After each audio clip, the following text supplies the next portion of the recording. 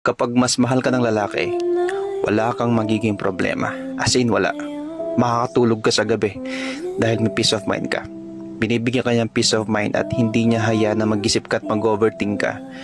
Hindi mo na siya kailangan bantayan kung nagloloko pa siya o meron pa siyang iba. Dahil alam niya ang limitasyon niya bilang boyfriend at bilang lalaki sa ibang tao. Alam niya ang limitasyon niya sa ibang babae at sa mga kaibigan niya. Kapag mas mahal ka ng lalaki, asahan mo na hindi ka niya hayaang umiyak sa gabi nang hindi nag-aayos sa away. At susuyuin ka lagi sa lahat ng mga misunderstandings niyo.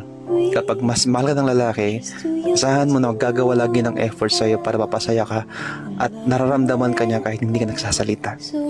Kapag mas mahal ka ng lalaki, asahan mo na lagi siyang gagawa ng paraan para ma-excite ka at ma-excite kayong dalawa sa relationship niyo. Ang lalaki kapag sobrang mahal ka niyan, ikaw lang yung focus niya. Ikaw